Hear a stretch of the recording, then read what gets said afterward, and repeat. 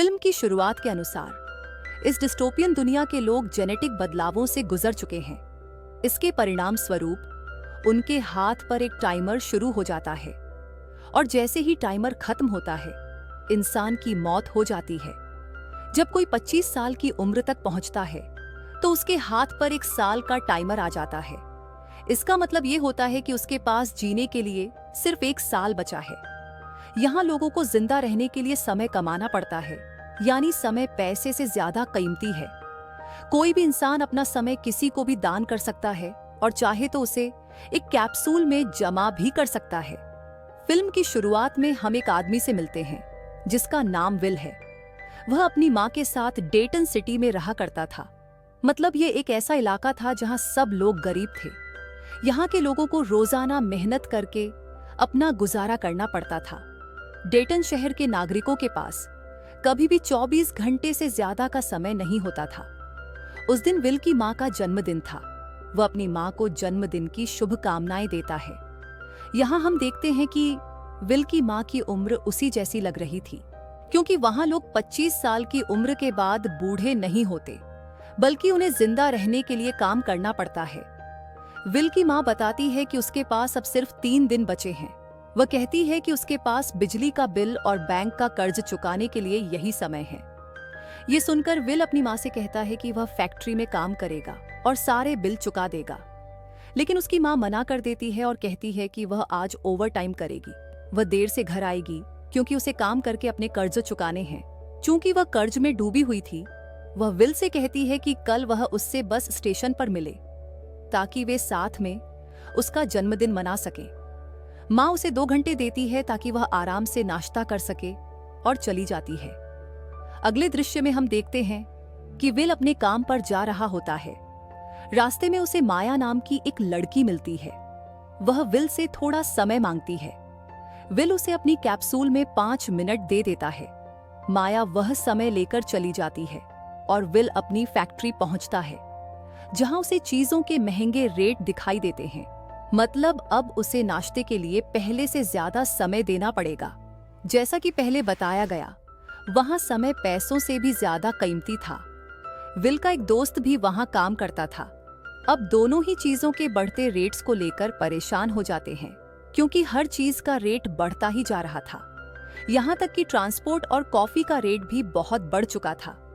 इस दौरान वे एक मरे हुए आदमी को देखते हैं जिसका समय खत्म हो चुका था। रात को काम खत्म करने के बाद विल अपनी तनख्वाह लेता है और निकल जाता है। फिर वह अपने दोस्त के साथ क्लब जाता है। दोस्त वहां जाकर बहुत शराब पीता है। इसी बीच विल को क्लब में एक और आदमी दिखता है जो काफी अमीर नजर आता है। उसके पास 100 साल का समय था। मतलब उसके पास 100 साल जीने का टाइम जमा था। जब वह आदमी शराब पी रहा था, विल उसके हाथों पर बहुत ज्यादा समय देख लेता है। विल उसके पास जाकर कहता है कि उसे यहाँ नहीं होना चाहिए, क्योंकि इस इलाके के लोग उसे मारकर उसका समय चुरा लेंगे। लेकिन वह अमीर आदमी उसकी बात को नजरअंदाज कर देता है और पीता रहता है। तभी उस इलाके का एक गैंगस्टर वहां आता है। वह लोगों का समय लूटा करता था। उसे खबर मिली थी कि एक अमीर आदमी बार में आया है, इसीलिए वह उसे लूटने पहुंचता है। जैसे ही लोग गैंगस्टर को देखते हैं, सब डरकर भाग जाते हैं। विल दूर खड़ा होकर गैंगस्टर को देख रहा होता है। गैंगस्टर उस अमीर आदमी को खेल में शामिल होने का न्योता देता है, लेकिन अमीर आदमी कहता है कि उसने बहुत पी ली है और पहले टॉयलेट जाएगा। वह टॉयलेट जाता है और उल्टियां करने लगता है।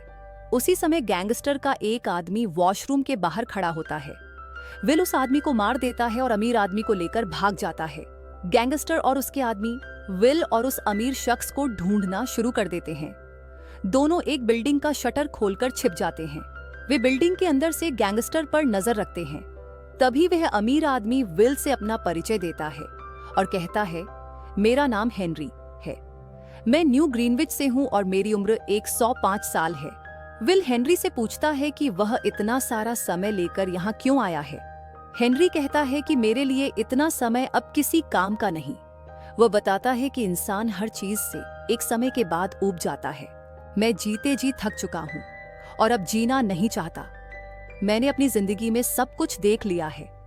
अब इसे और खर्च करने की जरूरत नहीं।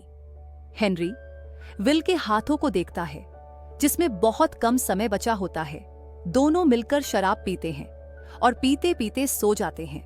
सुबह होते ही हेनरी अपना पूरा समय विल को दान कर देता है। वह बस अपने लिए 5 मिनट बचाकर चला जाता है। जब विल उठता है तो देखता है कि उसके पास अब बहुत सारा समय है। वह समझ जाता है कि यह समय हेनरी ने ही दिया होगा।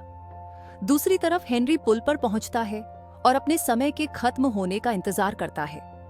जैसे ही उसके 5 मिनट पूरे होते हैं, वह पुल से कूदकर अपनी जान दे देता है। बाद में विल अपने दोस्त के पास जाकर उसे सब कुछ बताता है। वह कहता है कि हेनरी नाम के एक आदमी ने उसे 100 साल का समय दिया है। विल अपने दोस्त को अपनी जिंदगी के 10 साल देता है।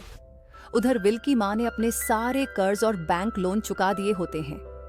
वह सोचती है कि अब वह वापस डेटन लौट सकती है, लेकिन बस ड्राइवर उसे बताता है कि अब बस का किराया बढ़ चुका है। अब 1 घंटे की बजाय उसे 2 घंटे का समय देना होगा। विल की मां के पास सिर्फ 1.5 घंटे का समय बचा होता है। ये देखकर वह दौड़कर घर जाने लगती है। उधर विल बस स्टेशन पर अपनी मां का इंतजार कर रहा होता है, लेकिन वह बस में नहीं होती। वह उसे ढूंढने के लिए निकल पड़ता है। विल की मां रास्ते में विल से मिलने जा रही होती है, लेकिन तभी उसका समय खत्म हो जाता है और वह वहीं दम तोड़ देती है। ये देखकर विल बुरी तरह से रोने लगता है, क्योंकि उसके पास 100 साल का समय होने के बावजूद वह अपनी मां को नहीं बचा सका। विल चाहता था कि वह अपनी मां को ग्रीनविच ले जाए और वहां हमेशा खुशहाल जिंदगी बिताए, लेकिन अब उसका सपना अधूरा रह जाता है। दूसरी तरफ पुल से हेनरी की मौत की जांच शुरू होती है। टाइम कीपर्स वहां पहुंचते हैं, जो पुलिस जैसे होते हैं। वे अपराध रोकने और व्यवस्था बनाए रखने के लिए जिम्मेदार होते हैं, ताकि कोई समय चोरी न कर सके और सब नियमों के हिसाब से जे। टाइम कीपर्स वहां का सीसीटीवी फुटेज देखते हैं, लेकिन उन्हें कोई जानकारी नहीं मिलती। उन्हें नहीं पता चलता कि हेनरी का समय किसने लिया है। इसी बीच हम देखते हैं कि विल टाइम जोन पार करके ग्रीनविच जाने की कोशिश कर रहा होता है। वहां पर सिर्फ अमीर लोग रहते थे। टाइम जोन का मतलब शहर की सीमाएं होती हैं। टाइम कीपर्स को पता चल जाता है कि विल नाम का एक आदमी टाइम जोन पार करके ग्रीनविच जा रहा है। अब टाइम जोन कैमरों से उन्हें विल की तस्वीर भी मिल जाती है। ग्रीनविच पहुंचकर विल एक 5 स्टार होटल में रुकता है। वह खाना खा रहा होता है, तभी उसे एक युवती सिल्विया दिखती है। सिल्विया एक अमीर परिवार से थी और वहीं लंच कर रही थी। विल एक वेट्रेस से कैसीनो के बारे में पूछता है, तो वह उसे रास्ता बता देती है। वह कैसीनो पहुंचता है ताकि पोकर खेल सके। वहां उसकी मुलाकात शहर के सबसे अमीर और मशहूर आदमी से होती है, जो लोगों को समय उधार देता था। वह इतना अमीर था कि अमर कहलाता था। जब विल पोकर खेलता है तो खेल की बाजी 1100 साल तक पहुंच जाती है। विल खेल जीत जाता है और वही अमीर आदमी उसे अपनी बेटी से मिलवाता है। वह लड़की और कोई नहीं बल्कि सिल्विया ही थी, जिसे विल ने होटल में देखा था। सिल्विया विल को अपने घर पर होने वाली पार्टी में आने का न्योता देती है। विल उस पार्टी के लिए एक शानदार कार खरीदता है और कार में बैठकर पार्टी की ओर निकल पड़ता है। विल के पास अब बहुत सारा समय था और वह समय देकर कई चीजें खरीद सकता था। शहर का एक मशहूर आदमी विल को अपनी फैमिली से मिलवाता है। पार्टी में सिल्विया और विल एक साथ डांस करते हैं। सिल्विया के माता पिता को यह बिल्कुल पसंद नहीं आता। उधर टाइम कीपर्स को विल की लोकेशन पता चल जाती है। वे पार्टी में पहुंचकर विल को पकड़ लेते हैं और उससे पूछताछ शुरू कर देते हैं। टाइम कीपर्स का मुखिया, जिसका नाम रे था, विल से पूछताछ करता है कि उसके पास इतना समय कहां से आया। विल उसे पूरी कहानी सुनाता है और बताता है कि हेनरी नाम के एक आदमी ने उसे यह समय गिफ्ट किया था। लेकिन टाइम कीपर का मुखिया उस पर भरोसा नहीं करता और उसका पूरा समय छीन लेता है। अब विल के पास सिर्फ 2 घंटे का समय बचता है। इस बीच सिल्विया और उसके पिता को लगता है कि विल एक चोर है और डेटन इलाके से आया है। उसी समय विल टाइम कीपर्स को हराकर सिल्विया पर बंदूक तानकर उसे कार में बिठाकर ले जाता है। टाइम कीपर्स उनका पीछा करते हैं, लेकिन विल उन्हें चकमा देकर भाग निकलता है। सिल्विया कहती है कि मुझे तुम पर भरोसा नहीं करना चाहिए, बल्कि मुझे अपने पिता की बात माननी चाहिए थी। तभी विल उसे बताता है कि डेटन इलाके में बहुत लोग समय की कमी की वजह से मर जाते हैं और यह सब उसके पिता की वजह से होता है, जो लोगों को ब्याज पर समय उधार देते हैं। इसी बीच उनकी कार के नीचे कुछ आकर फंसता है, जिससे कार का टायर फट जाता है और गाड़ी दुर्घटनाग्रस्त हो जाती है। दोनों बेहोश हो जाते हैं। तभी वह गैंगस्टर वहां पहुंचता है जो विल का पीछा कर रहा था। वह विल का टाइमर चेक करता है और देखता है कि उसके पास मुश्किल से 2 मिनट बचे हैं। फिर वह सिल्विया का टाइम चेक करता है और पाता है कि उसके पास बहुत समय है। गैंगस्टर सिल्विया का समय चुरा लेता है और पुलिस का सायरन सुनकर वहां से भाग जाता है। दोनों होश में आते हैं और सिल्विया अपने समय को देखकर हैरान हो जाती है। विल अपने दोस्त के पास जाता है जिसे उसने पहले 10 साल दिए थे, लेकिन उसकी पत्नी बताती है कि उसने शराब पी पीकर अपनी जान गंवा दी। विल यह सुनकर समझ नहीं पाता कि अब क्या करे। तभी उसकी नजर सिल्विया की बालियों पर पड़ती है। वह उन्हें बेचकर 2 दिन का समय बचा लेता है। बाद में विल सिल्विया को अपने घर ले जाता है, जहां सिल्विया गरीब लोगों की रोजमर्रा की जिंदगी को ध्यान से देखती है।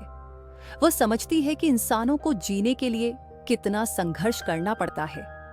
अगले दिन बैंक खुलता है, लेकिन सिल्विया के पिता ने अभी तक समय जमा नहीं किया होता। विल सिल्विया से कहता है कि वह अपने घर लौट जाए, लेकिन सिल्विया कहती है कि वह अब घर नहीं जाएगी, बल्कि वे दोनों मिलकर टाइम जोन बदल सकते हैं, जिससे डेटन जैसे इलाकों में रहने वाले गरीब लोगों को फायदा होगा। विल उसे समझाता है कि यह सब करना खतरनाक है। इसी बीच विल सिल्विया से कहता है कि अपने पिता को फोन करो। तभी टाइम कीपर्स का मुखिया रे वहां पहुंच जाता है। सिल्विया उस पर गोली चला देती है। विल उसे समय देकर उसकी जान बचाता है और दोनों उसकी कार लेकर भाग जाते हैं। सिल्विया हैरान होकर विल से पूछती है कि तुमने उसे अपना समय क्यों दे दिया। विल बताता है कि उसके पास बहुत कम समय था और उसके साथी आने से पहले ही वह मर सकता था। रे, टाइम कीपर्स का मुखिया, हमेशा अपनी तनख्वाह कैप्सूल में रखता था। वह सिर्फ 1 दिन का समय लेकर ही यात्रा करता था। अगले दृश्य में रे सिल्विया के पिता के दफ्तर में दिखाई देता है। सिल्विया का पिता उसे रिश्वत देने की कोशिश करता है ताकि वह उसकी बेटी को गिरफ्तार न करे, लेकिन रे कहता है कि सिल्विया भी उतनी ही जिम्मेदार है जितना विल, और वह उसे बचा नहीं सकता। फिर सिल्विया और विल फैसला करते हैं कि वे उसके पिता के बैंक को लूटेंगे। उस बैंक में बहुत सारी टाइम कैप्सूल्स थीं। अगले दृश्य में सिल्विया और विल बैंक पहुंचते हैं। वे बैंक लूटते हैं और उन टाइम कैप्सूल्स को गरीबों में बांट देते हैं। गरीब लोग खुशी से उन कैप्सूल्स को लपक लेते हैं। सिल्विया के पिता को भी यह पता चल जाता है कि उनकी बेटी ने विल के साथ मिलकर बैंक लूटा है। अगले दिन सिल्विया और विल एक होटल के कमरे में नजर आते हैं। तभी रे और उसकी टीम वहां पहुंच जाती है। सिल्विया और विल खिड़की से कूदकर भाग जाते हैं। वे एक बस पकड़ लेते हैं और रात को दूसरे होटल में रुकते हैं। इसी बीच एक गैंगस्टर डेटन में उनकी तलाश कर रहा होता है, क्योंकि उन्हें पकड़ने पर 10 साल का इनाम रखा गया था। कोई शख्स उनकी लोकेशन बता देता है और गैंगस्टर अपने साथियों के साथ होटल के कमरे में पहुंच जाता है। वे सिल्विया और विल को पकड़ लेते हैं। गैंगस्टर विल को हाथ से कुश्ती की चुनौती देता है, लेकिन विल चालाकी से समय जीत लेता है और उसके साथियों को मार देता है। कुछ देर बाद खुद गैंगस्टर का भी टाइम खत्म हो जाता है और वह मर जाता है। सिल्विया और विल वहां से भाग निकलते हैं। इसके बाद विल देखता है कि बैंक ने लोन का ब्याज बढ़ाकर 37% कर दिया है। उसे समझ आता है कि ग्रीनविच के अमीर लोग गरीबों को और दबा रहे हैं। इस पर सिल्विया कहती है कि वे उसके पिता से टाइम चुराकर गरीबों में बांट देंगे। सिल्विया अपने पिता के पास जाकर सरेंडर करने का नाटक करती है, जबकि विल उसे बंदी बना लेता है और जबरदस्ती उस जगह ले जाता है जहां उसने टाइम कैप्सूल छिपा रखा था। उसमें पूरे 10 लाख साल का टाइम था। विल कहता है कि वह यह टाइम गरीबों में बांट देगा। उसके पिता मना करते हैं, लेकिन वे दोनों टाइम कैप्सूल लेकर भाग जाते हैं। टाइम कीपर रे को इसकी खबर मिलती है और वह उनका पीछा करता है। पीछा करते करते विल टाइम कैप्सूल माया नाम की उस गरीब महिला को दे देता है, जिसे उसने पहले सिर्फ 5 मिनट दिए थे। वह उससे कहता है कि ये टाइम सब में बांट दो। टाइम मिलते ही वहां अफरा तफरी मच जाती है। रे बंदूक निकालकर सिल्विया और विल को रोकने की कोशिश करता है, लेकिन अचानक उसे एहसास होता है कि उसका अपना टाइम खत्म हो चुका है। उसका टाइमर रुक जाता है और वह वहीं मर जाता है। सिल्विया और विल उसकी कार से उसका वेतन यानी बहुत सारा टाइम उठा लेते हैं। जल्द ही यह खबर फैल जाती है कि डेटन के लोग ग्रीनविच की ओर जा रहे हैं। टाइम का पूरा सिस्टम ढह जाता है क्योंकि 10 लाख साल वाला कैप्सूल गरीबों में बांट दिया गया था। टाइमकीपर यह सब अपने ऑफिस से देखते हैं लेकिन कुछ नहीं कर पाते और नौकरी छोड़कर चले जाते हैं। फिल्म के आखिरी सीन में सिल्विया और विल एक और बैंक के बाहर खड़े दिखाई देते हैं, जिससे साफ पता चलता है कि वे अगली बड़ी चोरी की तैयारी कर रहे हैं। और इसी के साथ फिल्म खत्म हो जाती है। आपको यह फिल्म कैसी लगी? कमेंट करके जरूर बताइए। मैं आपके कमेंट का